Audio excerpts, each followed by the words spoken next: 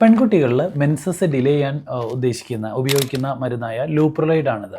അപ്പോൾ ലൂപ്രലൈഡ് 2 രീതിയിലാണ് നമുക്ക് അവൈലബിൾ ആയിട്ടുള്ളത്. ഒന്ന് 3.75ഉം അതുപോലെ 11.25 മില്ലിഗ്രാമായിട്ട്. അതായത് ആദ്യത്തെ ഇഞ്ചക്ഷൻ എന്ന് പറയുന്നത് മാസത്തിലൊരിക്കൽ എന്നുള്ള രീതിയിലാണ് നൽകുക എന്നെങ്കിൽ രണ്ടാമത്തെ ഇഞ്ചക്ഷൻ 3 മാസത്തിലൊരിക്കൽ എന്നുള്ള രീതിയിലാണ് നമ്മൾ നൽകുക.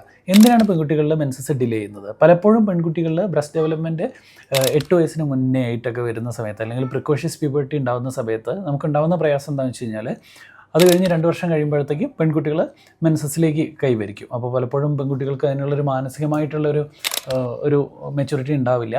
അതുപോലെ തന്നെ അവരുടെ ഫൈനൽ അഡൽട്ട് ഹൈറ്റ്, ഇപ്പോൾ മെൻസസ് കഴിഞ്ഞാൽ 2 വർഷം മാത്രമേ ബോൺ ഫ്യൂഷന് ഉള്ളൂ. അപ്പോൾ 2 വർഷം കഴിയുമ്പോഴത്തേക്ക് അവരുടെ ഗ്രോത്ത് നിന്ന് പോകും. അപ്പോൾ പൂർണ്ണ വളർച്ച അല്ലെങ്കിൽ പൂർണ്ണ ഹൈറ്റ് കിട്ടുന്നതിനായിട്ട് അവരുടെ മെൻസസ് നമുക്ക് ഡിലേ ചെയ്യാൻ സാധിക്കുന്നതാണ്. അപ്പോൾ വളരെ സേഫ് ആയിട്ടുള്ള ഇഞ്ചക്ഷൻസ് ആണ്. മേജർ സൈഡ് എഫക്ട്സ് ഒന്നും തന്നെ ഇത്തരം ഇഞ്ചക്ഷനുകൾക്കില്ല. ഈ ഇഞ്ചക്ഷനുകൾ നിർത്തി കഴിഞ്ഞ് 1 വർഷത്തിനുള്ളിൽ തന്നെ പ്യൂബർട്ടി റിസ്യൂം ചെയ്ത് 2 വർഷമൊക്കെ ആകുമ്പോഴത്തേക്കും പെൺകുട്ടികൾക്ക് മെൻസസ് തിരിച്ചു വരാനുള്ള സാധ്യത പൂർണ്ണമായിട്ടുണ്ട്. അതുകൊണ്ട് റിവേഴ്സിബിൾ ആയിട്ടുള്ളൊരു ട്രീറ്റ്മെൻറ്റാണത്. അപ്പോൾ ഇത് കൃത്യമായിട്ട് എടുക്കുന്ന വഴി മെൻസസ് ഡിലേ ചെയ്യാനും പൂർണ്ണമായിട്ടുള്ള ഹൈറ്റ് അറ്റൈൻ ചെയ്യാനും പെൺകുട്ടികൾക്ക് സാധിക്കും. Thank you. Stay healthy. Follow for more.